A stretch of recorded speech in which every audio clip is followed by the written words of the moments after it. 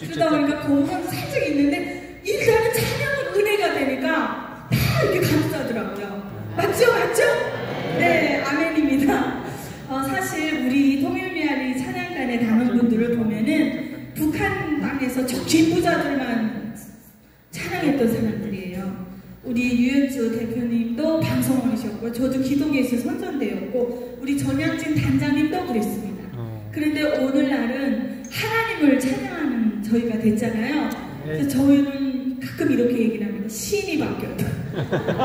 정말 신인 줄 알았어요. 예. 민족의 태양, 21세기 태양 이러니까 저분이 뭐 조선이 없는 지구는 세계에 없다 이 지랄을 하니까 진짜 저희는 조선이 단 줄 알았어요. 저는 크리스마스를 너무 좋아하거든요. 이렇게 아름답고 행복한 크리스마스를 북한 주민들만 몰라요. 예, 그래서 억울할 때가 많습니다. 준비 다 됐어요. 요 오간에 사회를 보라 그래서 또 들어갔습니다. 네, 마이크를 넘기도록 할게요. 실로암 아코디언 연주와 함께 여러분 큰 박수로 영광합니다.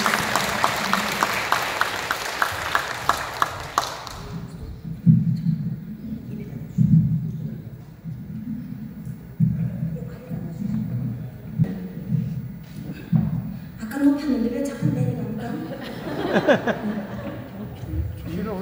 네, 저는 20년 전에 어떤 거 초반에 말씀드리지 않았습니까?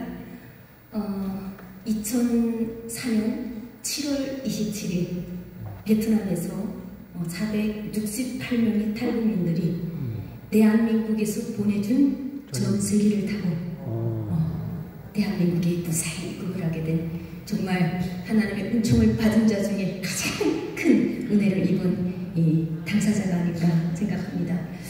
많은 탈북민들이 그러하듯이 북한에서 태어나서부터 하나님 한자도 못 꺼내고 살았기 때문에 하나님의 존재를 그 누구도 알지 못했습니다. 눈을 뜨고 나니 어버이 수령님, 우리의 아버지인 김일성 원수님, 이 노래만 주구장창 부르면서 자랐기 때문에 최고의 하늘인 줄 알았습니다. 그런데 어느덧 2000년대에 접어들면서 중국을 통해서 밀수로 들어오는 한국 비디오물들을 접하게 된 거죠. 우리 교과서에 나옵니다. 띠띠빵빵 내 동생 어디로 가나 물었더니 헐벗고 굶주리는 남녘땅 어린이들을 위해서 쌀을 싣고 간대요, 천을 싣고 간대요. 이 교과서가 교재가 아직도 안 바뀌었더라고요. 바뀔 법도 한데 정말 뻔뻔하기 그지없습니다. 그래서 정말 그지같이 사는 줄 알았는데 제가 본 드라마 속의 거지들은 완전 멋있더라고요. 야, 정말 남한에는 송승헌 오빠, 그냥 장동건 오빠 잘생긴 것들이 디글디글 하더라고요. 예. 그래서 그 처음에는 잘생긴 오빠 보는 모습으로 목숨 걸고 남한 드라마를 봤는데 보다 보니까 제가 살고 있는 북한이 보이더라고요. 그래서 그런 말이 있는 것 같습니다. 모르는 게 약이다.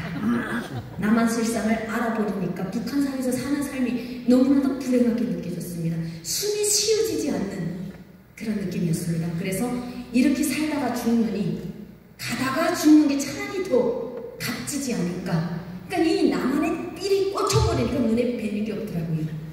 그래서 탈북을 강행했는데 정말 감사하게도 단 한 번의 북송 없이 4개월 만에 대한민국을 오게 된 거죠.